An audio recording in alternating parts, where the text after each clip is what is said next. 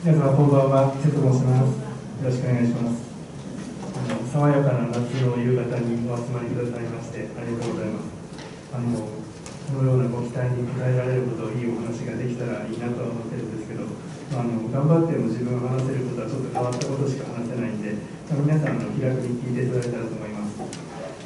一応このような回でお話をさせていただきます。僕は自然の研究を専門としてるんですけれども、ただなんで自分は自然がこんなに好きなんだろうみたいなところから始まって、なんか人間の気持ちみたいなことも研究の対象としてだんだん広げていっているという状態なんですね。多分皆様も大なり小なり身近な自然であるとか植物であるとかに興味があったりすると思います。なんでだろうかとか思ったことないですかね。そういう話の疑問に、少しでも答えられるようなことをお伝えできたらと思いますので、あと皆さんお聞きになっておられて、質問があったりとか言いたいことがあったりしたら適当に挙手していただいたらお話をお聞きすることをしたいと思います。僕の方としても一方的に話しているよりも皆さんと会話している方がなんとなく安心できますので、どうぞよろしくお願いいたします。はい、じゃあまずちょっと自己紹介の方をさせていただきたいと思います。今ご紹介いただきましたように、京都大学で植物生態学というものを研究しています。で、本職でやってるのはこんな感じなんですね。今これアニメーションが動いてるんですけれども、これは森の植物がどういうふうに成長しているかっていうのをコンピューターでシミュレーションしたものなんですね。森の植物にはいろんなタイプがあって、まず成長の早いタイプ、赤色の木ですね。これがさーっと生えるんですけども、その後成長は遅いけど長生きする緑色の木にだんだん置き換えられていく。森で起こっているこういうことをコンピューターの中で再現するということをしています。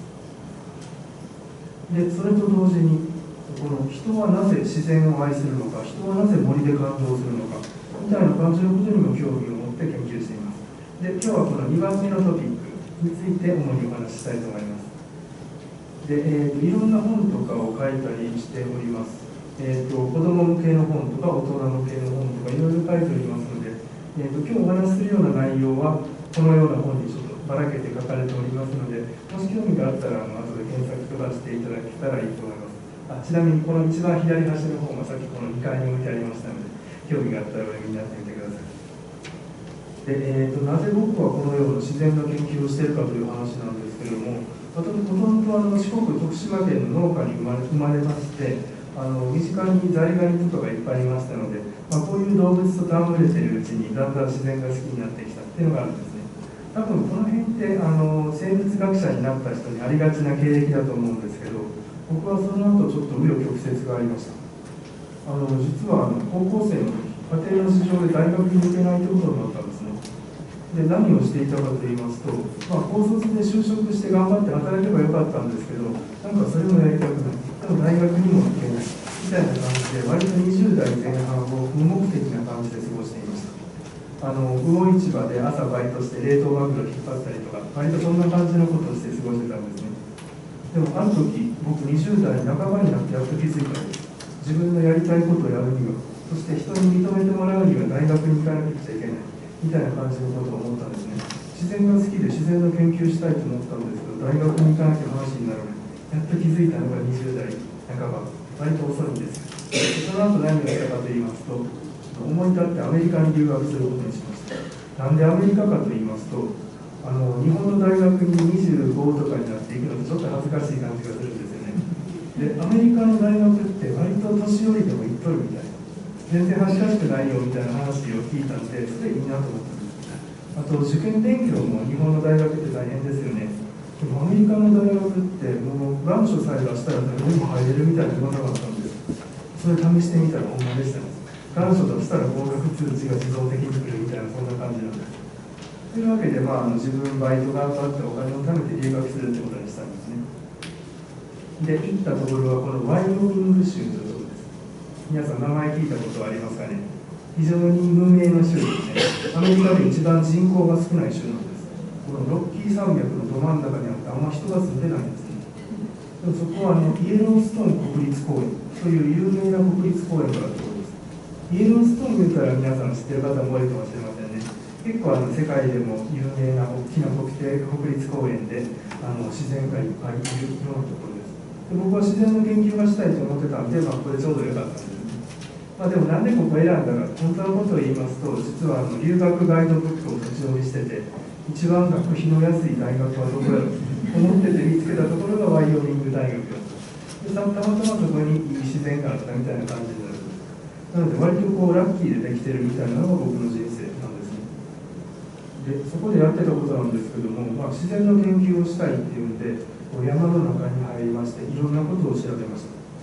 これはですね、地面からどのぐらい二酸化炭素が出ているか。二酸化炭素っていうのは木の根っこも生えたりしますし、あと土壌に住んでるちっちゃな動物とか微生物が出すんですね。その量を測ってることです。でこれは何をやってるかと言いますと、松の木を切り倒しまして、その根っこを全部スコップで取り出す。で掘り出した根っこを洗ってるところなんですね。この後これを乾かして重さを測る。で木が成長すると根っこの量がどのぐらいになるかみたいな研究をしてました。研究といえば研究なんですけど、本当に肉体労働ですね。夏の間3ヶ月間ひたすら朝から晩まで木の根っこを掘り続けるみたいな、そういう研究をしています。でそれ自体は僕すごい楽しかったんですけど、ずっと肉体労働やってるうちにこんな疑問が湧いてきたんですね。自分は研究してるんやけど、この研究は自然を保護したりとか、あるいは社会を良くするのにどんな意味があるんだろうか、こういうことを疑問に思うようになってきました。でその後ですね、僕は大学院に行くことにしたんですけども、ハーバード大学、かの有名なハーバード大学に入れてしまったんですね。これも結構タイミングみたいなところがありまして、大学院の入試の点数を取るというのは大事なことなんですけど、それに加えまして大学院の自分の指導教官になる先生、その先生とたまたま意気投合することができたんですね。で、来年なんか空きが1名あるからお前来るかみたいな話になって入れてもらったみたいな、割とこれもタイミングの話なんです。でそこでやったことがこの先ほどお見せしたような、コンピューターで森がどういうふうに動いているかをシミュレーションするという研究になります。僕、生身の人間ですので、どんなに頑張っても一生の間に研究できることってたかが知れてるんですね。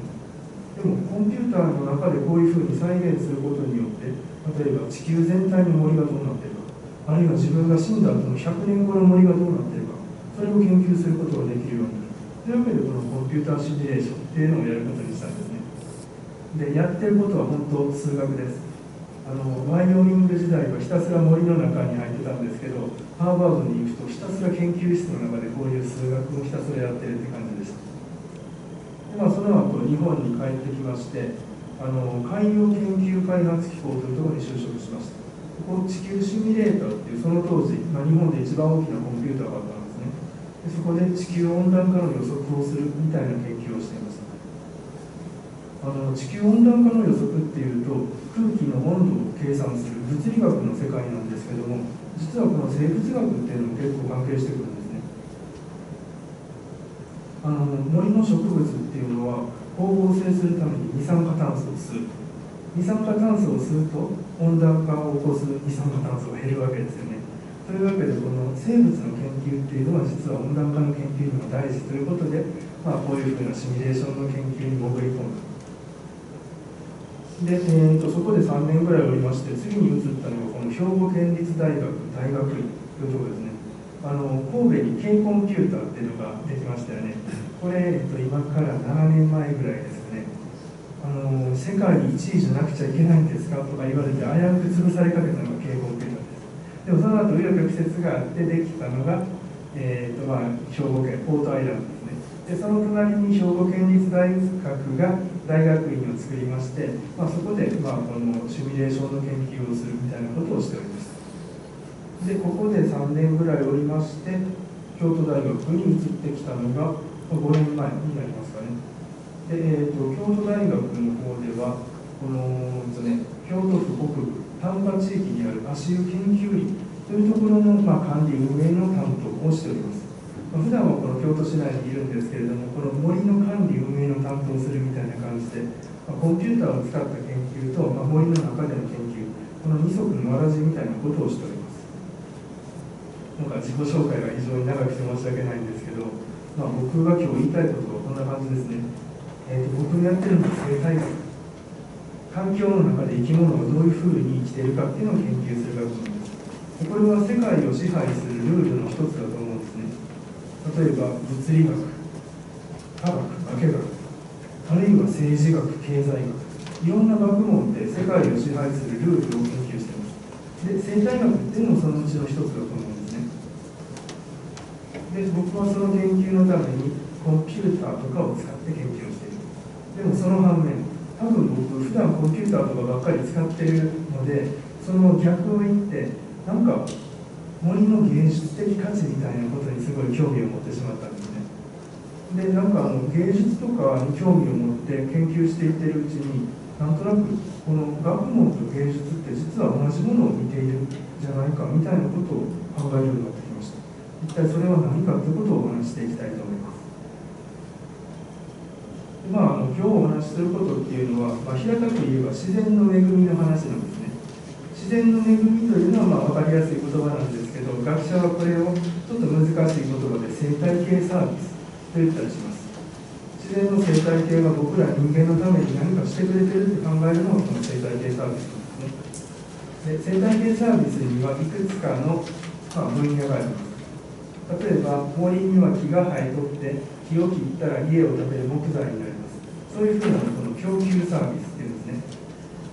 あるいは森は水を蓄えてくれます。水を蓄えてくれるとこの洪水を防いでくれたりすることもあるかもしれません。そういうふうなのが調整サービスっていうんですね。で、もう一つこれ色を変えて書いたんですけど、文化的サービスっていうのがあります。自然が存在することによって僕らは美的、精神的、教育的、娯楽的な価値を得ているって考えるのが文化的サービスっていうやつなんですね。でも実はこの文化的サービスっていうのが何かっていうのを理系の科学者なかなかこれ苦手としてちょっと避けて通ろうとするところがあるんですね。森がどんなに美しいか分かったところで人間にとってどんだけの価値があるか評価するのは非常に難しいです。でも僕は難しいと言われているがゆえにあえてそれ何とかしてやろうというふうに思ったりしています。で、ちょっとこの文化的サービスとは一体どんなものなのか、例を、京都の皆さんに分かりやすい例からお話していきたいと思います。借景って言葉聞いたことありますか？借景っていうのは自分のところの庭の向こう側に見える他人様の山、この山を自分の庭の景色として借りて、自分の、庭の価値を高める、その庭を眺める人の心をハッピーにする、それがこの借景っていうコンセプトなんですね。例えばこれ、京都の、借景で有名なお寺、円通寺っていうのが、岩倉の方にあるんですけども、ここのお庭に行くと向かい側の比叡山がめっちゃきれいに見えるんですね。で、比叡山をきれいに見えるということもちゃんと意識してこの庭をデザインしてるんです。あと、京都の南の方に行きますと、海中千寺っていうのがあるんですね。これちょっと奈良との県境の方にあるところなんですけども、これの向こう側の山をすごい効果的に使ってるんですね。この塀の内側はこのお寺の庭です。で、お寺の庭から木が出ていって、向こう側の山となんとなく一体化していますよね。こんな感じで借景をうまく使うことによって、ただ自分の敷地だけじゃなくって、向こう側の景色も使って人間の心を癒している、ハッピーにしている。これが借景という考え方ですね。あと、京大の近くでは真如堂というお寺がありますけど、ここもやっぱり大文字山がきれいに見えます。真如堂のお庭があって、生垣があって、その向こうに大文字山が見える。こんな感じになっています。で、借景でちょっと面白い例があるんですけど、これ、鎌倉の大仏さんです。鎌倉の大仏さんって昔作られた時は大仏殿の中に入っとったらしいんですね。でも割とすぐ大仏殿がなんか自然災害で壊れてしまって、でその後はもう大仏が露座、雨ざらしの状態でずっと座ってはるっていう、こういう状態になってるらしいです。でもこれ大仏さんの後ろ、山があるんでなんとなく風情がありますよ。ところで皆さん、日本三大大仏ってご存知ですか？三大大仏というと、1番は奈良の大仏ですよね。2番はそれは鎌倉の大仏ですよ。3つ目どこかとか聞いたことないです。これすごい議論があるんです。日本三大大仏の3つ目がどこか。ある人は富山県の高岡大仏だとか、いやいやある人は岐阜県の岐阜大仏というやつ。で他の人は兵庫県の兵庫大仏が三大大仏についていたりするんで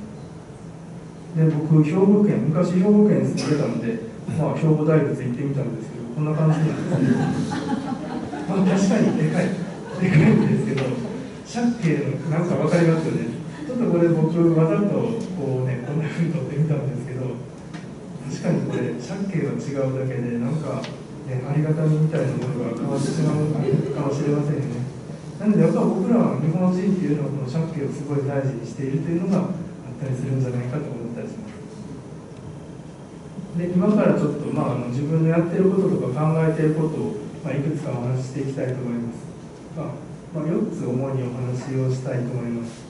ちょっとこのタイトル見ただけだったら何の話なのかよくわからないと思いますけど、ぼちぼち聞いていただいたらと思います。最初はこの外来種生け花というお話なんです。外来種って皆さん聞いたことありますか？昔は日本に住んどらんかったんやけど、誰かが日本に持ち込んできて最近日本の中でどんどん数を増やしている、そういうふうな生物が外来種ですよね。例えばタンポポの中でもずっと昔から日本に住んでいた在来のタンポポもあれば、最近外国からやってきた西洋タンポポとかもありますね。でこの外来種ということについてなんですけども、僕はなんでこのプロジェクトをやったかと言いますと、外来種っていうのは確かに外国からやってきて日本の自然を脅かしている、悪いといえば悪いんですけど、それを単細胞に悪いって決めつけてしまうのはどうやろうかっていうのを思ったんですね。昔良かれと思って外来種を日本に持ち込んできたのは人間です。でも今外来種を駆除しようって言って殺しているのもまたこれ人間なんですね。でも当の生物はっていうと、日本だろうが外国だろうが与えられた場所で精一杯生きているだけなんですね。一体じゃあこの問題どうしたらいいのか。これもう答えは一つに決まらないと思うんですね。外来種を全て滅ぼし尽くそうという人もいるかもしれんし、もう諦めて一緒に共存するよっていう人もいるかもしれません。で、多分日本国民全員が納得する答えって一つに決まらないんですけども、僕は答えを押し付けずに、市民の皆さん全ては問題に触れるような機会、これを皆さんに持ってもらいたいと思ってこういうプロジェクトをしております。で、なぜこの外来種生け花を始めたかと言いますと、僕はこんなものを見るのが大好きなんですね。なんかちょっと田舎の方行きますとこんな景色見たことないです。なんか誰かが捨てた車がなんか植物に覆い尽くされていっている様子です。なんかこのタイヤのところとかすごい植物がもう絡みついてえらいことになってますね。でよく見るとこれ運転席の中にもこれ植物が生えてますよね。多分これそこに穴が開いとってそこからつるが伸びてきたんだと思うんです。これ温室みたいな効果でめっちゃこれ居心地いいと思うんです。でこんな感じで人間って自然を破壊するっていうじゃないですか。でも自然の側からも人間の作ったものを好きあらば破壊しようとしてくるんです。こういうせめぎ合いが面白いなと思ってるんです。こんな感じのものもあったりしますね。これ特にひどいですね。これは伊豆半島に行ったところですかね。めっちゃ温暖なところなんでもう植物の勢いが半端ないです。なんかこんな感じになってまして、荷台とかにも植物がどんどん生えている。でこんな感じの景色よくありますよね。京大のキャンパス内、多分府立大のキャンパス内とかでもよくあると思うんですけど、誰かが自転車を捨てとったらもうこんな感じでひと夏でどんどん燃え尽くされていくみたいなことがあったりします。僕こういう風なのを見てなんか植物って不思議やなと思ってたんですけど、ある時たまたまこんなのを見つけたんですね。これなんか、さっきの写真と似てるんですけども、実はこれ現代生け花という生け花のお師匠さんが作った作品として展示会に展示してる作品なんです。なんか生け花っていうとめっちゃ綺麗な、お上品なものだけ作るんかなと僕も思ってたんですけど、こんなのを作る流派っていうのが存在するらしいんですね。でこれは古いオートバイ持ってきて、オートバイに苔とかつるとかをはわして、なんか植物によって侵食されている様を表したんでしょうね。でもうこれ見た瞬間にピンときました。これを作った人は僕と同じこと考えてるなって思ったんです。でそれをきっかけとして生け花に興味を持ったんですけど、調べてみると生け花って本当奥深いんですね。生け花って単に美しいものを作るだけじゃないということが分かりました。生け花やってる人って、彼らなりに自然とは何かとか植物とは何かとか、それと関わる人間とは何か、こういうことを問いかけているということに気づきました。僕は植物の研究者なので、まさに自然とは何か、植物とは何か、これを日々考えているんです。でも生け花やってる人もやっぱりこういうことを考えているわけなんですね。で、野に生えている植物を生け花の人は部屋の中で再現するみたいなことを常に思っているらしいです。で、というわけでこんな感じのイベントを考えたんですね。家元池坊、生け花の家元の池坊さんありますけども、そこと兄弟の僕のところでコラボして外来種生け花というのをしようというふうにしました。なぜこんなことができたかと言いますと、京都市とスターバックスこのエコアクションというのをしようっていうイベントが一昨年ぐらいにありまして、そこのところでたまたま池坊さんと私が出会いまして、こんな外来種生け花とかやったら面白いんじゃないかなと思ったんです。で京都らしい活動で楽しみながらエコに関係するような、エコっていうとちょっとね恥ずかしいような感じもするんですけども、肩肘張らずに、環境について考えるようなそういう活動をしようということを始めました。でどんな活動かと言いますと、まずその辺の、空き地に行きます。これ京都大学の構内なんですけど、その辺の空き地に行きますとちょうど今の季節いっぱい雑草生えてますよね。でこの雑草は何ですよみたいな草の名前を、京大の植物の専門家が参加者に教えてあげる。で、その植物を採取して帰るわけですね。でその外来種の雑草を取るっていうことはそれだけでもささやかな外来種の駆除にもなっている。でそれを、京大の教室の方に持って帰ってきまして生け花の作品にするわけです。生け花の師匠さんにご協力いただきまして、綺麗な作品を作るコツみたいなのを伝授してもらうわけですね。で出来上がったのが、こんな感じになりまして、これ本当に生け花やったこともない人が1時間ぐらいで作ったものなんですけど、なんかそれなりに綺麗な感じしますよね。生け花の先生によると、まずメインとなるものがスッとこう立って、でそれを脇役が引き立てるみたいな、そういうものを作るのがいいらしいです。でこれ使っている植物っていうのは基本的に外来種の雑草です。普段僕らは全く見向きもしないようなもの、あるいはもう雑草として釜で切って捨てるようなものなんですね。例えばこれは、姫状雲ですかね、セイタカアワダチソウですかね、小判草とか、その辺の雑草なんですけども、それを使ってこんなのを作ってみた。でこれスターバックスさんと一緒にやったイベントなので、このパネルをスターバックスのお店で飾ってもらうみたいなこともしてます。でこういうことをやることによって、外来種の問題に気づいてほしい。あと人間っていうのは多面性があるもんやってことに気づいてもらいたいと思うんですね。普段は雑草として踏んで捨ててるような雑草、でもそれも実は生け花の作品にしてしまうと、途端に貴重なものとか美しいものに見えてしまうっていうのがあるんです。でこれ芸術の効果を使ってこういうふうな答えのない問いというのは世の中にあるっていうのを皆さんに知ってもらいたいというような活動をしております。でこれちょっとまぐれホームランみたいなところがありまして、この朝日新聞の天聖人語で紹介されたりとか、雑誌に載ったりとか、いろんなことがありました。でこれをきっかけに皆さんにこの外来種の問題を考えてほしいというふうに思ってるんですね。外来種っていうのは昔人間の都合で連れてこられたんだけど、今は邪魔者として扱われています。例えば有名なこれですね、琵琶湖の魚を食い荒らしていると言われるブラックバスです。でブラックバスって昔良かれと思って持ち込まれてきたんですね。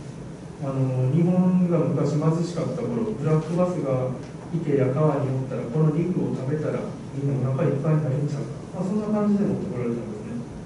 でも結果として今日本人はブラックバスをほとんど食べずに、代わりにブラックバスが日本の鮎とか船とかそういうものを食い荒らしているみたいな話になっています。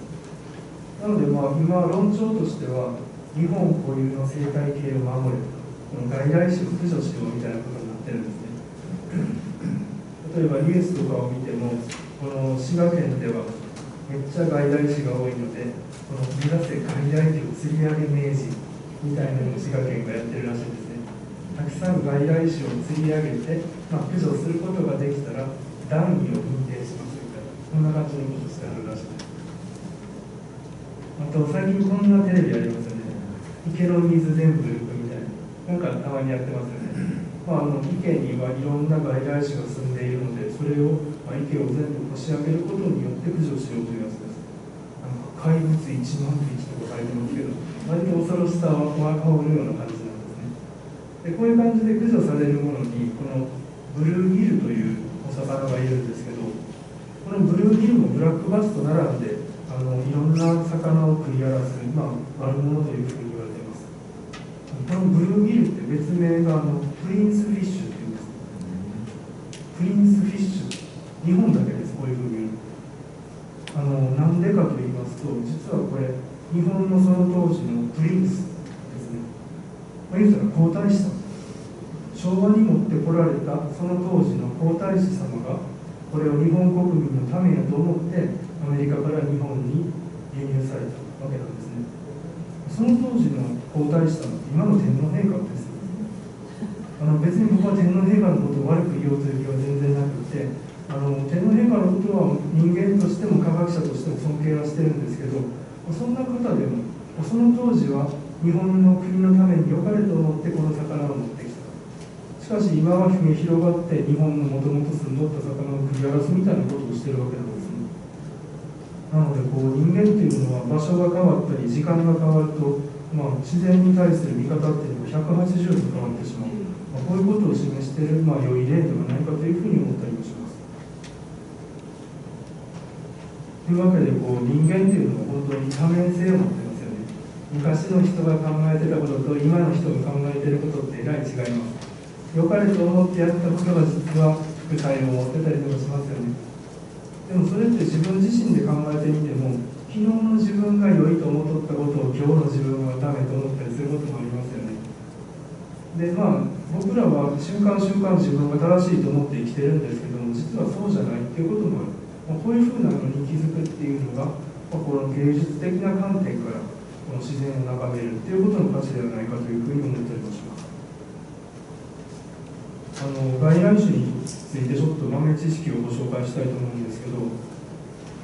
外来種の中でも特に植物は幾何植物って言ったりしますね。幾何、外国からやってきて日本に住み着いたので幾何植物というふうに言ったりします。で、幾何植物にもいくつかの種類があります。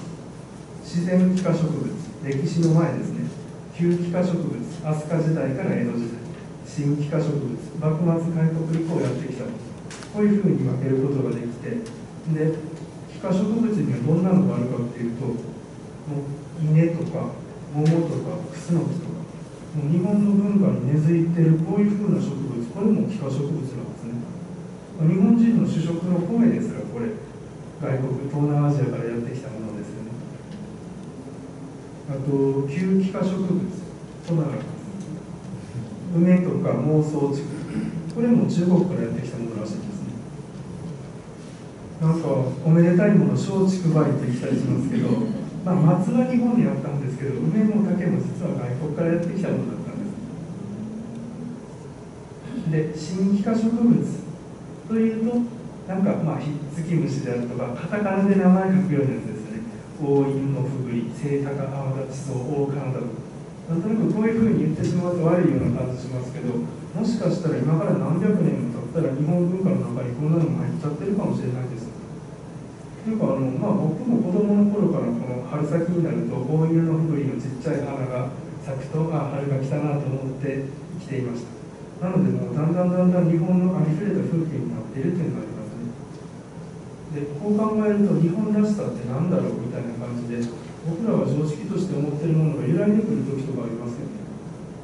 なのでこういうことを皆さんにお伝えして、じゃあだから外来種を守ればいいのか、それとも滅ぼせばいいのか、それは分からないです。こういう問題があるということを皆さんに気づくこと自体が大事なんじゃないかというふうに思っています。人間が環境問題いろいろ起こすわけなんですけども、中にはこういうことを言う人もいますね。人間っていうのも動物の一種やから人間のやることを止めなくてもいいんじゃないか、そんなことを言う人もいます。人間が今地球に生きて好き放題やって、それで人間が滅んだとしても仕方がないみたいなことを言ったりする人もいますよね。それも一理あるんですけど、僕が皆さんに考えてほしいときはこんなことを言っています。人間というのは唯一後先を考えて行動できる動物らしいですね。世の中に頭がいいと言われる動物たくさんいます。例えばチンパンジーは頭がいいとか、イルカは頭がいいとか言いますので、いろいろ頭のいい動物はいるんですけど、本当に後先を考えてある程度長い期間の後先考えられる動物ってもう人間だけらしいですね。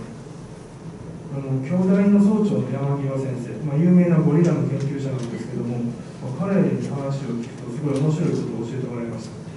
ゴリラっていうのは家族をすごい大事にして、安定して暮らしているらしいんですけれども、たまにお父さんのオスゴリラがどっかいなくなっちゃうことがあるらしいんですね。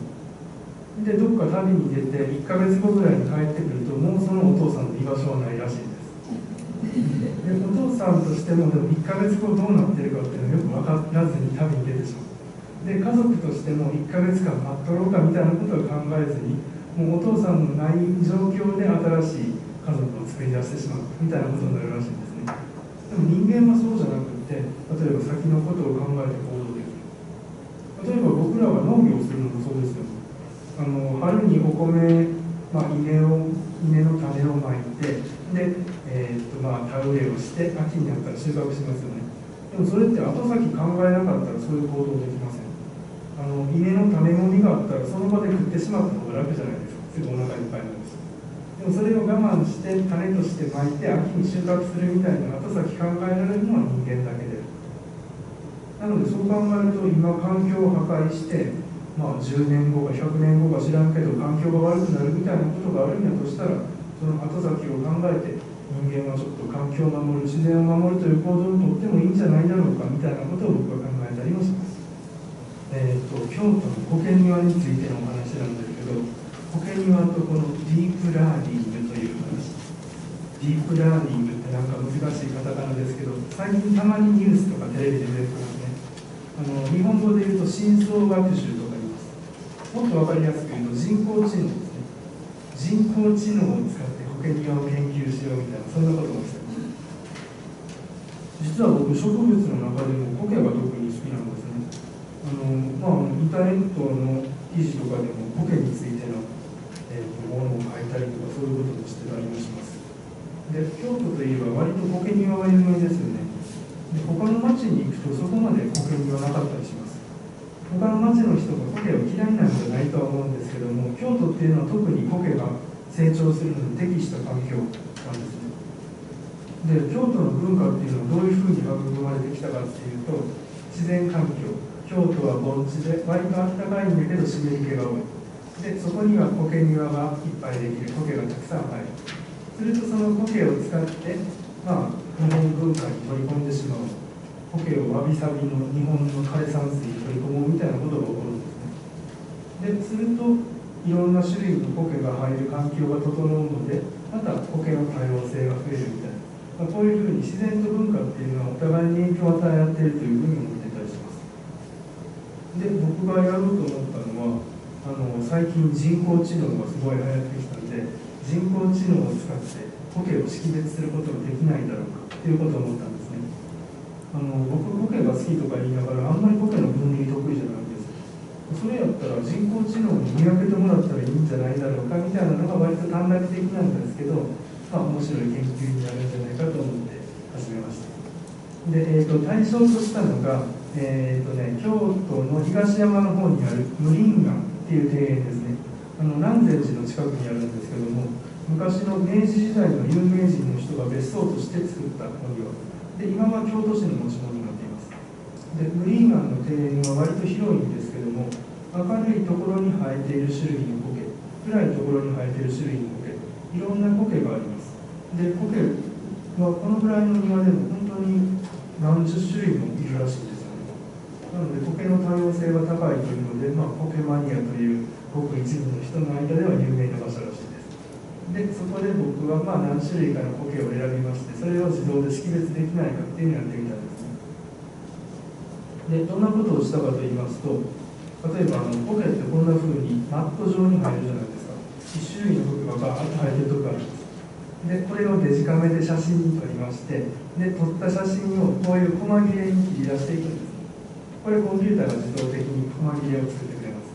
なので1回デジカメでパシャッと写真撮ると、そこから何千枚ものこういう細切れができるんですね。でこの細切れの一個一個、これはハイゴケというコケだよってコンピューターに教えてあげる。で同じようなことを他の種類のコケにもやりまして、例えばウマスギゴケ、アラハシラガゴケ、いろんな種類のコケで同じように写真を撮って細切れにしてコンピューターに教えていくみたいなことをしました。でそれをコンピューターがどういうふうに見極められるかというのを試してみたのがこれですね。これは芝生の中にウマスギゴケっていうのがちらほら生えている状態です。で見てみると、この白が芝生ですね。で赤色がウマスギゴケ。割と人工知能がどこにコケ生えてるかっていうのをしっかり見つけてくれたので、これは面白いなと思います。でもうちょっと日当たりが悪くなってくると、芝生は成長できなくてコケが栄えたそうです。こんなのがあります。一面コケなんですけども、よく見ると違う種類のコケがありますよね。色の暗いやつ、色の薄いやつあります。色の薄いやつでも真ん中辺のちょっと濃いめのやつで、周辺のちょっと薄めのやつありますよね。でこれをやっぱりコンピューターに教え込んでやると、それなりにここにはこの種類が生えとるでみたいなことを自動的に見極められるようになってきました。でさらに暗いところに行きますと、こんな感じで真ん中にこの緑色のオオサナダゴケモドキというのが生えていて、両側がコバの提灯というコケということが分かったんです。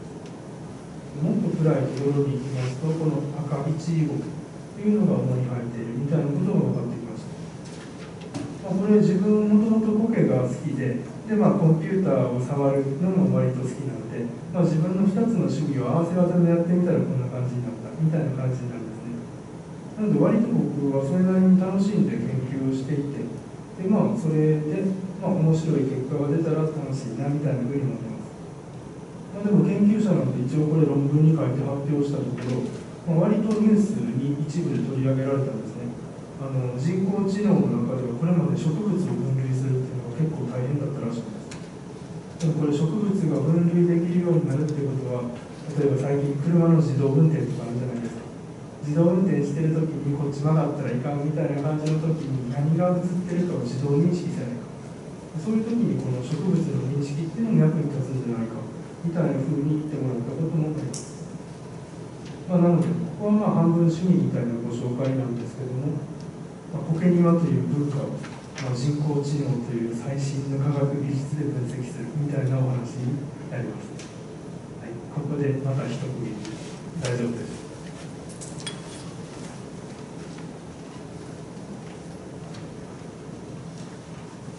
はい、ではまた次に移らせてもらいたいと思います。ここが多分今日の本題になると思うんですが、人はなぜ森で感動するのかということについての話になってきます。なぜ人は森に行くんだろう、これ皆さん考えてみたことないですか。僕自身も、昔から自然が好きで自然の研究者になりたいと思いました。で僕は森の中で研究をやってひたすら松の木の根っこを掘り出すみたいな研究をしたんですね。それは本当に好きじゃなかったらできないと思うんですね。なんで人はわざわざ森に行って遊びに行ったりするんだろうかと思ったことないですか。森に行くのって割とお金と時間かかるときありますよね。特に街中に住んでおられる人は森に行くためにわざわざ休みの日を一日潰していったりします。あるいは有名な屋久島とかに行くときって結構大変ですよね。屋久島行かれたことある方おられますか。おられますね。結構おられますね。素晴らしい。ありがとうございます。割と行くの大変ですよね。この辺からやったら大阪空港からプロペラの飛行機に乗って行くこともできます。陸路で行こうと思ったら鹿児島まで JR で行って鹿児島からフェリーで行くみたいな、結構大変なんです。で行くのは何日も行って帰ってくるのに何日もかかる。でお金も結構かかりますね。なんでそこまでして屋久島に行かないかんだろうか、こんな思ったことないです。でそう考え出すと、なぜ人は街に公園を作らなあかんのだろうか、あるいはなぜ部屋に観葉植物を置くんだろうか、さらに言うんだよ、なぜおばちゃんはこんな鉢植えを育てるんだろうか、そんな思ったことないです。これ僕の言いたいことは、これ食べられない緑っていうのが共通点なんですね。畑を作って食べられるものを作るんやったら意味わかるんです。でもこれ食べられる緑は何もないですね。屋久島に行ってもお腹は膨れないですよね。観葉植物食べられない。なんでこんな緑が必要なんだろうと、これ考えたことないです。これが僕の素朴な疑問の出発点になるんですね。でその疑問をちょっと科学者らしく研究してやろうと言ったのがこの話になります。人はなぜ森で感動するのか、これを研究しようというふうに思い立ちました。実はこれ京都大学で学際研究着想コンテストというのがありまして、これ今もやってるんですけども、それで初代の最優秀賞というのをいただくということができたんですね。割と変わったことを面白いだけじゃなくて科学的に意義があるような形で言うと賞をもらえるみたいな、そんな感じのコンテストになります。で、僕これで何を一体やろうと思ったかと言いますと、僕は生物学者なんですね。生物学者として研究したいんですけども、一緒に研究する人が京大内の、宗教学者の先生、あと京都造形芸術大の芸術学の先生、あと京都精華大で音の研究している先生、こういう先生と一緒に森の研究しようということを思い立ったんですね。で、みんなで一緒に森に行ってみたりします。でするとやっぱりこの宗教哲学の先生っていうのは、まさにこういうところで宗教が生まれたんだろう、この岩には神が宿るに違いないみたいなことをやっぱり言うんですね。で、僕は生物学者として人間も生物ですから、なるほど、人間はこんなところで感動するのかみたいな感じで人間を観察して楽しむみたいな、こんな感じのプロジェクトになってます。で、こういうコンセプトっていうのはこの生物学の一つ、進化生物学っていうのがあるんですけども、その中の特に一つの分野、進化心理学っていうのをベースにしてるんですね。で、進化心理学とは一体どんな学問なのかというのをちょっと今からお話ししたいと思います。で、この進化心理学というのを使うと、こういう疑問、なぜ人に美的感覚があるかみたいなのも生物学的に答えることができるんですね。これ非常に簡単に言ってしまうと、何かを美しいと思うことが人間の生存と繁殖に有利だったから美的感覚があるみたいな風に言っちゃうんですね。人間が何かを美しいと思う、感動する、たまに涙流すこともありますよね。これは本当に神様から与えられた貴重な感情だみたいな風に僕自身も思っちゃうこともあるんですけど、でも生物学でいうとすごい簡単なんです。それを美しいと思うことは昔生存と繁殖に役に立ったんだろうみたいな感じのこと言っちゃうんですね。もう身も蓋もないような話なんですけど、ここからスタートすると分かることもいろいろ出てくるんですね。ちょっと皆さんに2つの写真をお見せしたいと思います。はい、左側、これ美味しそうな果物ですね。僕ら人間、大体果物好きですよね。で、果物って写真で見ても美しいですよね。もちろん食べたら美味しい。五感でいうとあと何がありますかね。触覚、触った感じ、果物の持った感じなんかいいですね。あと嗅覚でいうと果物の匂い、いい匂いですよね。これ何かありますか。触覚、さすがに音、果物の音はあんま関係ないですから、でも五感のうちの4つぐらいでは果物を僕ら愛してるっていうのが分かると思います。じゃあ今度右側の写真見てみましょう。右側、これハゲタカの写真です。ハゲタカって何を食べて生きてるか皆さんご存知ですか。ハゲタカって死んだ動物の腐った肉を食べて生きてるんです。で、ハゲタカはなんで頭に毛がないかって言いますと、死んだ動物の、内臓とかに頭を突っ込むんですね。その時に毛が生えとったら汚れて大変やから毛が生えてないらしいんですね。なのでもうまさにそういうことをするために生きているような生き物なんです。で、もしもこのハゲタカという鳥に感情があったらどうか。多分あるんですね。ハゲタカはこの死んだ動物の形を見て美しいと思ったりとか、あるいは腐った肉の匂い、いい匂いと思ったりするかもしれないですね。多分そうなんです。で、そう考えると、さっきの人間が果物を見て美しいと思うっていうのは、人間がそれを食べたら自分のためになる、栄養になるような生き物だから人間は果物を好ましいと思うように進化してできた。逆に言うならば、果物絶対嫌い、受け付けたくもないと思うような原始人がいたとしたら、多分死んでしまって子孫を残してないんですね。なので人間にとってプラスになる食べ物に興味を持って美しいと思えるものが生き残ってきたみたいに考えることができるんです。割とこれなんかねちょっとおかしな考え方に聞こえるかもしれないんですけど、一つの考え方ですね。これだけが全ての答えだと言ってるわけじゃないんですけども、進化心理学というのを使うとこんな考え方もできるというお話になります。なので人間の美的感覚っていうのは実はそれほど、立派なものというか、神様がくれたありがたいものとかじゃなくて、実はハゲタカがやってるのと同じように人間の感情というのも淡々と人間の生存のためにあるんじゃないかみたいなことが言えるわけなんですね。でこれ僕半分冗談で半分本気でこんなこと言ったりするんですね。芸術家の人に向かって芸術家が美を語るどうなんみたいなことを言ったりすることがあります。実は先月東京芸大の方でこの話をさせてもらったことがありまして、まさに芸術家の中に入って芸術家が美を語って演歌みたいなことを言いました。割と喧嘩売るみたいなことをしてきたんですけど、なんとなくこれはこれで受け入れてもらえる、こんな考え方もあるんやなっていうのが伝わったような気もしています。というわけで、僕は生物学者として人間が何かを美しいと思ったり好ましいと思ったりする感情、これをどうにか研究できないかということを思っていたりします。でそのうちの一つがこれなんですね。ポータブル脳波計というのがあります。脳波計っていうと一昔前までは医学部にあるようなもう巨大な装置なんですね。決して動かすことができないような大きなものでした。でも最近はめっちゃちっちゃくなったんですね。こんな感じです。でこれ乾電池で動きますし、この手元のスマホと無線で通信するんですね。なので線も引っ張ってある。なので脳波計をつけた状態で森の中に入っていけるようになったんですね。もうこれ開発されたのはつい数年前なので、昔はできなかったこと。なんで人間は森に行きたがるのか、森に行ったらどんな脳波が出てるのかみたいな研究ができるようになってきたということなんですね。でこの脳波計を使ったこんなちょっとおもちゃみたいなものがあります。これ猫耳っていうやつなんですけど、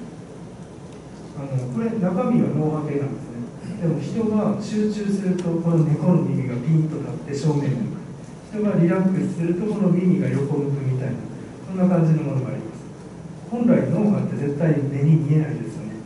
でもこの装置をつけると自分がその時どんな脳波を出しているかが分かってしまったりするんです。なので僕半分冗談で京大の学生に授業をするときみんなにこれつけたら面白いなみたいなことで多分みんなつまんないなと思って居眠りしてる人は耳が横向いてたりするかもしれないでこういう脳波計を使って面白いことができたらいいなというふうに思っておりまして、ですね、ちなみにこれさっき見たとおっしゃった方がおられたんですけど、今月の頭ぐらいにチチンプイプイって毎日放送のテレビがありまして、そこの西アナウンサーはこの足湯研究室に来てくれて、西アナウンサーって僕と同い年のおじさんなんですけど、この猫耳をつけて実験に協力してもらうみたいなことがありました。でこの足湯研究林という森の中で、一体人はこの自然環境の中でどんな気持ちになるかみたいな調査をいたしました。今日は本当に触りだけをご紹介したいと思うんですけども、森に行って何がいいかっていうと、この小川のせせらぎとかこの水の流れがすごい気持ちいいなみたいなことを言う人結構多いですね。で本当にそれはどうかということでいろいろ実験をしてみたんですけども、例えばこの流れの急な川であるとか滝の近くでそういうところで目をつぶったら人の集中とリラックスはどうなるかみたいな研究をしてみました。これ違う人ですね、対馬君という人と松本さんという違う人なんですけども、割とこれ目をつぶるとリラックス度が増えて集中が下がっていく、当たり前という当たり前なんですけど、そういう傾向が見られました。でもこれ人の個性も出るんですね。この子は割とリラックスしがちなタイプの人です。この人はリラックスするのはちょっと苦手みたいな、個性も出るんですけど、割と目をつぶるとリラックスするみたいなことが分かりました。じゃあ逆に森の中で耳を塞いだらどうなる？で、耳を塞ぐとなんかさっきと全然違って集中が今度上がってくるんですね。この人すごい集中してます。なので目を閉じるとき、耳を塞ぐとき、同じ環境にいても全然人間の心理が変わったりするということが分かってきました。ななのでリラックスしたい人は森の中に入ってちょっと腰を下ろして目を閉じたりするとリラックスできるかもしれないですね。あるいは集中力高めると、なんか受験勉強の時耳栓して勉強する人とかいますけど、やっぱり耳を塞ぐっていうのは集中力高める効果があるみたいなことが分かりました。あと川に行って川の水に手で触ってみる。これ8月にやった実験、暑い時期だったんでやっぱり水の流れ気持ちいいなと思うんですね。でそういうふうな刺激があるとなんか集中力が上がっていくみたいなことも分かったりしたりします。こんな感じで僕はこのマシュー研究員というところで、人がなぜ森の中で感動するのかっていうような研究をしてるんです。でこの森で感動できるっていうふうに考えてみると、このマシュー研究員っていうのは割といい場所だというふうに思っています。例えばこの写真に写っているのはマシュー研究員のシンボルと言われる大カツラっていう木の巨木なんですね。高さが40メートル近くありまして、なのでビルでいうと10何階建てのビルぐらいの高さなんですね。その木が生えておる。でこのカツラという木は割と面白い木で、一本の太い幹ができるんじゃなくて、こう何本もの幹が上向いて生えてきて、やがてそれが合体して大木になるみたいな、こういう生え方をするんですね。多分年いった木やと思うんですけど、近くに寄るともう凄まじい生命力、上へ向いて伸びよう伸びようとする力を感じたりします。こんな感じなんですね。細い枝が薄に伸びている。で森に行くといろいろ感動を呼ぶようなことがありまして、これはトチの木なんですけども、トチの木の上の方に白っぽい泡みたいなものがついてます。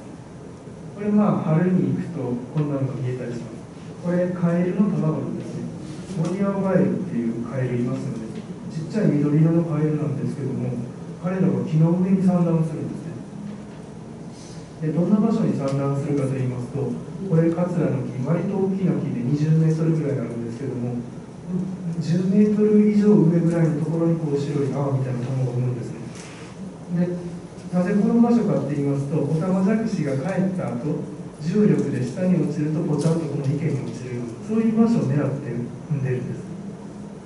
ちっちゃい頃のお母さんガエルが一ら落ちら登っていって卵を産んだりするんだなと思ったりすると、もう結構生命の神秘、感動を覚えますね。でもそれきれい事だけじゃなくって、実はこの池の中にはイモリがたくさんいるんですね。イモリって肉食なんで、オタマジャクシが上から落ちてきたら落ちた橋から食ってやろうと待ち構えてたりするんです。なのでこう生命の神秘というか弱肉強食とか、森に入るといろんなことを考えることがあります。これも土地の木ですね。子どもたち何人がかりでやっとの周りに囲めれるような、こういう風な対応になったりもします。これやっぱり原生林だからなんですね。多分縄文時代ぐらいから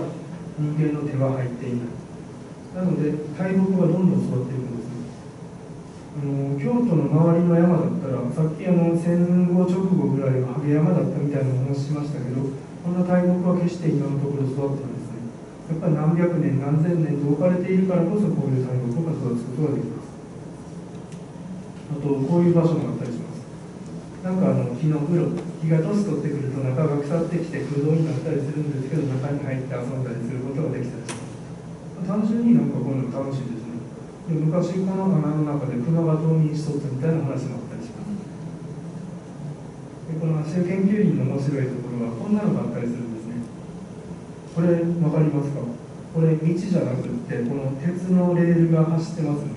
これ森林軌道っていう、森林を走っている鉄道の線路なんですね。つい2年前ぐらいまで現役で使われてた線路です。なので廃線マニアとか鉄道マニアみたいな人がわざわざ歩きに来たりすることがあったりするんですね。でちなみにこの奥には車が通れる道というのがなくって、唯一の交通手段がこの鉄道だったんです。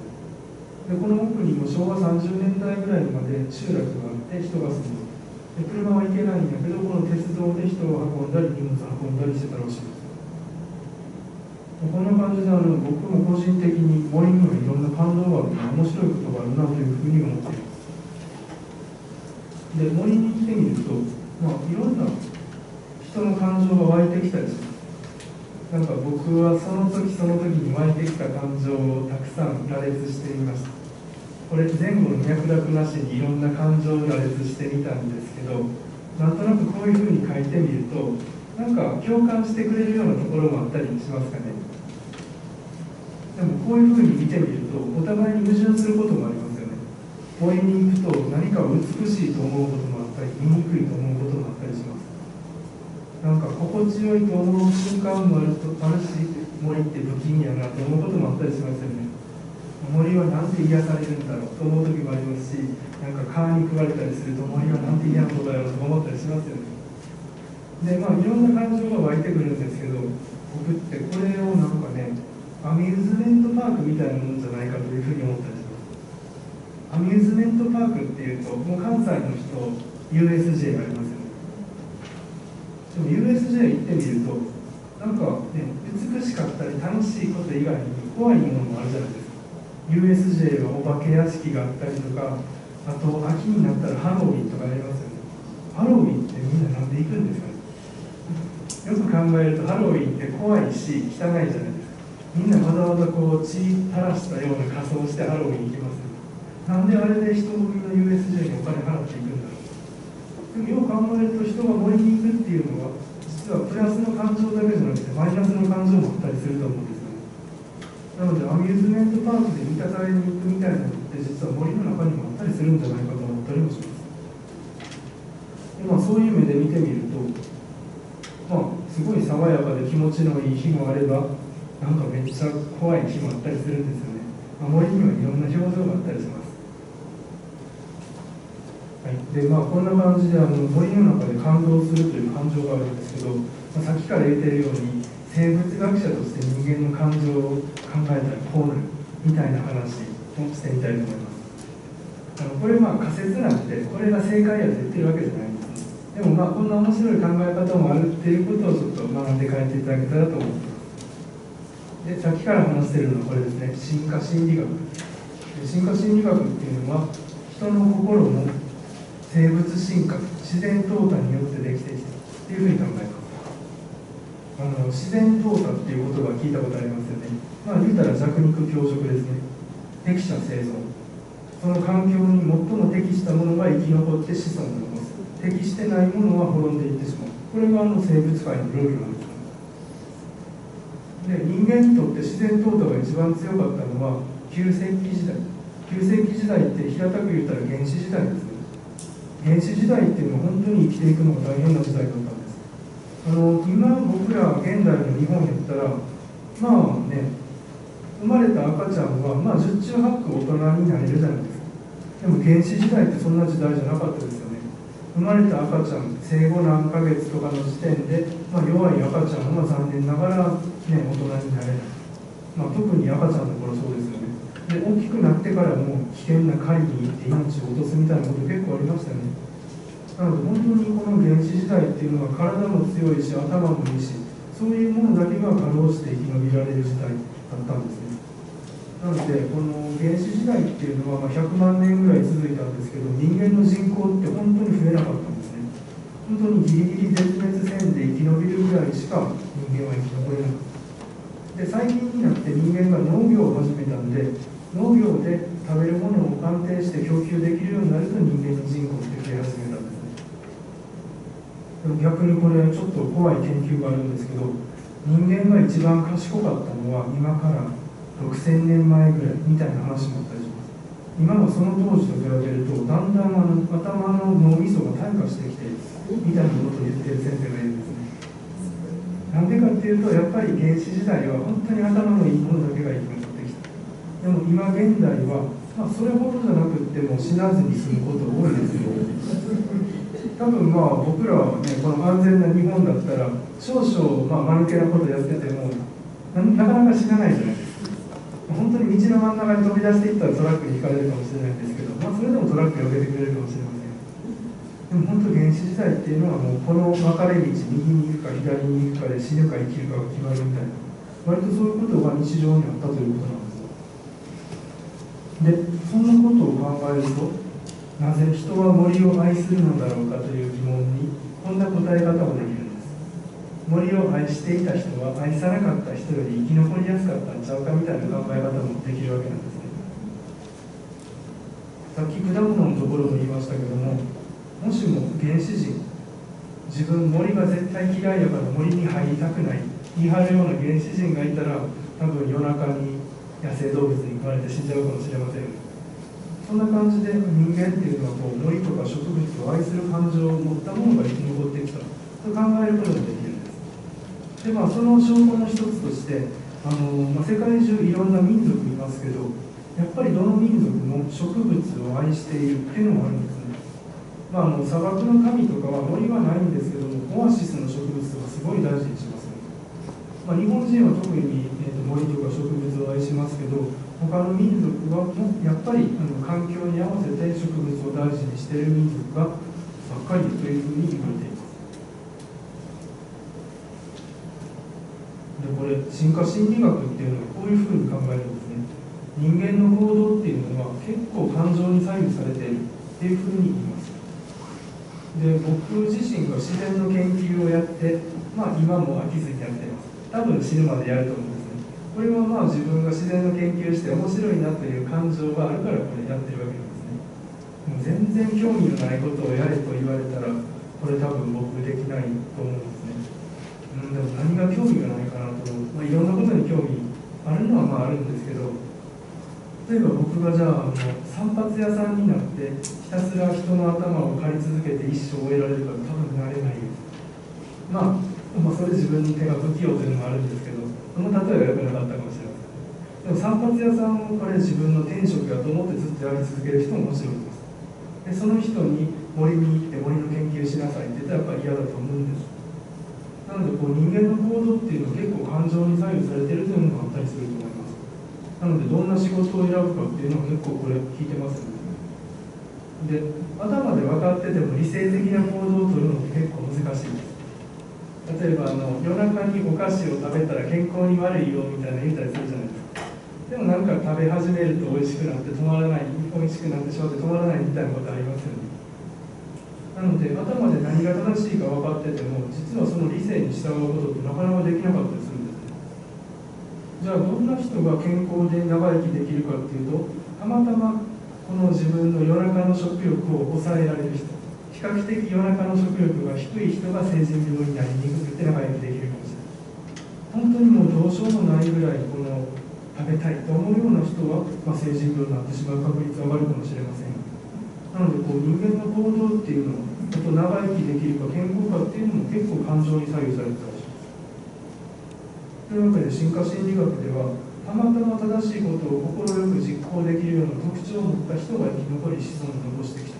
というふうに言うんですね。なので努力して正しいことをしようというのもあるんですけど、本当に人間として、普遍的に大事なことっていうのは、原始人の時代にこういうふうな自然淘汰が起こって、その特徴を持った人だけが生き残ってきたというふうに考えることができるんですね。そういうふうに考えると、この進化生物学を使うと、人間とは何かみたいなことが変わってきたりすることがあります。例えばさっき何が美しいか、美を決めることについて話しましたけど、これは人間は果物を美しいと思うのは、果物が生えている環境で果物を食べることがプラスになったからみたいな話ありましたよね。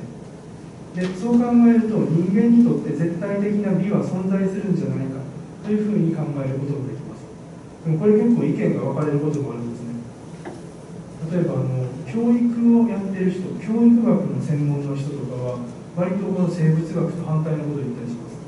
人間にとって絶対的な基準というのは存在しない、教育によって全てが決まるみたいな考え方を持つ人もおられますね。例えば生まれた赤ちゃんをどう育てるかによってめっちゃ優秀な人になるかもしれんし、犯罪者になるかもしれない、だから教育は大事だみたいなことを考える人もいますね。でも生物学をやってると、生まれたての人間の心は白紙じゃない部分もあるというふうに思ったりもします。もちろん両方あるんですね。遺伝で決まっているものもあれば、教育で決まるものもあります。どっちかが 100% じゃないというふうに思うんです。でちょっとまた森の中での人間の感情についてのお話をしたいと思うんですけど、これ僕が足湯研究員の夕方歩いていて、一人歩いててすごい怖いなと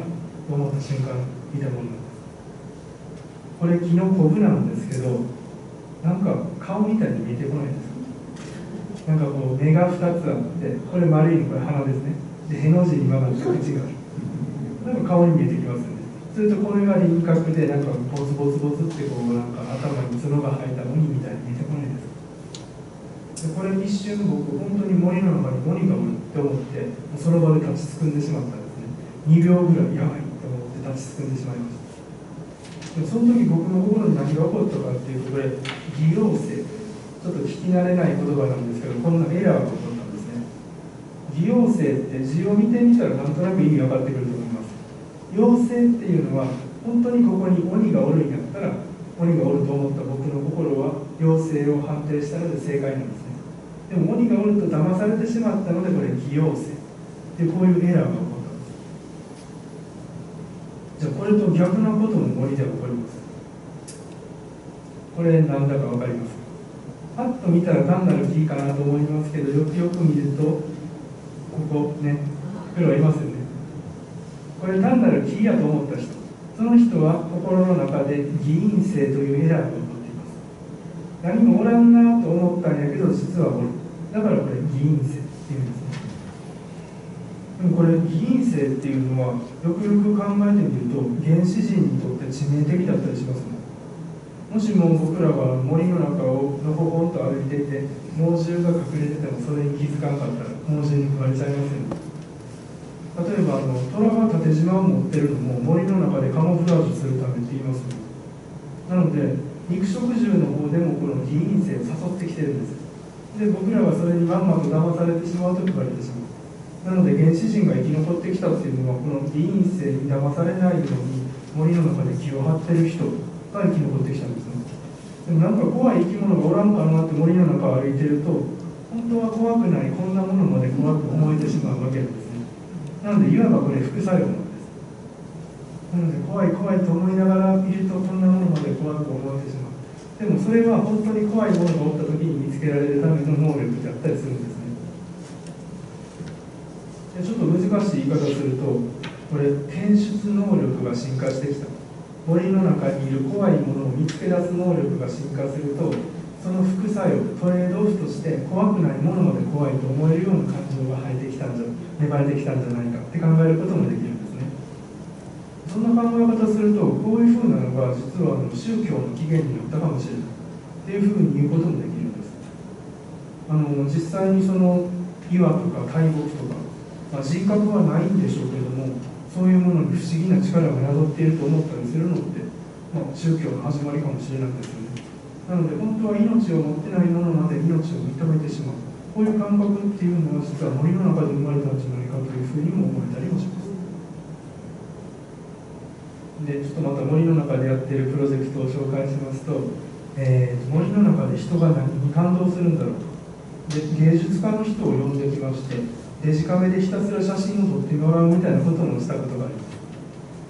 芸術家によって何に感動するかっていろいろ違うんですね。ちょっと自分がハッとするような風景に出会ったら写真を撮ってもら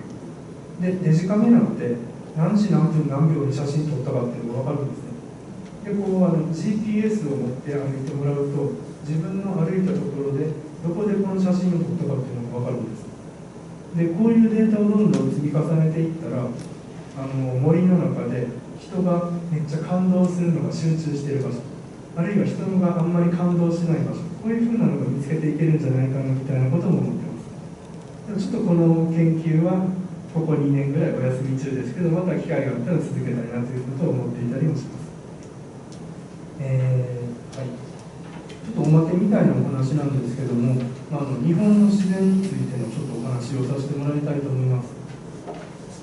3つの植物ができてますけどクズという植物セイタカアワダチソウという植物あと竹林ですね。ちょっとこのお話してみたいと思います。なんか最近特に田舎の方に行くとこういう感じの景色見ること多いと思うんですね。なんかこれ何かな植物かなそれとも人工の何かかなもう分からないぐらい植物に覆われてるんですね。これ実はこのクズという植物つる植物がどんどん絡みついてもうすごい激しく茂ってしまう。で他の植物でも人間の作ったものでも全部覆い尽くしてしまうという現象が起こっているんです。でこのつる植物っていうのは本当に成長が激しくってえらい高いところまで登ったりもします。こんな感じで他の植物に絡みついたりとか、こう人工の結構でっかい倉庫なんですけども、半分ぐらいクズによって覆われているみたいなことがあったりします。こういう景色結構ありますね。ちなみにこれ滋賀県で撮ってきました。でもこのクズっていう植物、実はこれ日本に元からいる植物なんですけど、海外で外来種として問題になってるんですね。実はアメリカにこのクズという植物が持ち込まれて、でその当時はクズはめっちゃ成長早いから土地を緑にする、緑化するのにいいわと思って使われてたんですけど、実は成長早すぎてコントロールできなくなって、今アメリカもこんな感じでクズに覆い尽くされている部分がたくさんあるんです。今僕ら日本に住んでるとブラックバス、ブルーギルとかアメリカザリガニとかアメリカからやってきた生物によって日本の自然が壊されてるっていうんですけど、実はこの日本にもともと住んどったものがアメリカに行って向こうの自然を破壊していることもあったりするんです。なのでこう外来種問題っていうのはお互い様のところもあったりするというのがあります。で、なんでこのクズがこんなに増え広がるかっていうと、これを処理する人間が最近減ってきたからっていうのがあるんですね。実はこのクズっていうのはこの花の部分を摘んで天ぷらにして食べたりすると割と美味しいらしいです。で、クズというとこれですよね、くず餅。でも本当にクズを使ったくず餅っていうのはあんまないらしいんですね。芋のでんぷんとかでくず餅っぽいもの何かを作ってるんですけど、本当にクズの根っこから取ったものっていうのはなかなかないらしいです。でも昔日本人が食べるものをあんまなかった粗末だった頃はこういうものでもごちそうと残ったらしいですね。なので食生活が変わるっていうことはこういうふうな僕らの身近な自然を変えているという側面もあったりします。あとこれセイタカアワダチソウ、これ一面に生えているのがセイタカアワダチソウですね。これアメリカからやってきた植物です。で昔は花が綺麗やなと思って持ってこられたんですけど、これもコントロールできないぐらいどんどん増え広がったんですね。もうこんな感じで空き地に行くと秋の10月とか11月とかに一面に黄色い花が咲いてます。これセイタカアワダチソウなんですね。でこう田んぼがあって、田んぼの向こう休耕田、耕すのを休んでる畑にはめっちゃたくさんのセイタカアワダチソウが生えてたりします。もういろんな空き地、秋に行くと黄色いものが生えてるわけなんですね。なので人間が高齢化とかで田んぼを作るのをやめたりすると、そういう空き地には好んで外国の生物が生えてくるみたいなこともあります。これも今の日本の自然の現状を表しているというのも言えると思いますね。あと竹林の拡大というのがあります。竹っていうのは、昔中国から持ってこられてすごい役に立つ植物なんですね。昔は家建てるにしてもすのこを作ったりざるを作ったり、あるいは弓矢を作ったりとかいろんな材料として竹が使われていました。あともちろんタケノコ食べて美味しいですね。なので昔は竹林をすごい大事にしてたんですけど、今の竹を使うことがめっきり減ってしまったんで、竹がどんどん増え広がって、このこんもりした山は全部これ竹です。多分この辺から竹林がどんどん広がっていって山の上まで占領してしまったみたいな、こういうことが起こっていると思います。で航空写真で見てもこの辺べちゃっとなってるのがこれ竹林ですね。こっち側のふわふわしてるのが、普通の木の森なんですけど、だんだんこの竹林が広がっていって普通の森を侵食していくみたいなこともあります。でやっぱりこれも人間の生活が変わってきたからなんですね。昔は竹で作っとったざるが今はプラスチック製品に変わってしまう。ずっと竹を切らなくなったので竹が広がっていく。なので自然と人間の生活って本当つながってたりするんです。でさっきお見せしたこの写真なんですけども、実はこれ竹なんですけども、竹の周りにクズが絡まりついてしまう。なので今邪魔者とされている2つの植物が勝手に戦い合って殺し合ってるみたいな、ちょっと地獄絵図みたいな絵なんですけど、割と日本の自然ってこんな感じで、人間が自然に対する興味を失っていくとこんな風になっていくみたいなメッセージでもあるんじゃないかと思いました。はい、用意してきた部分は以上になります。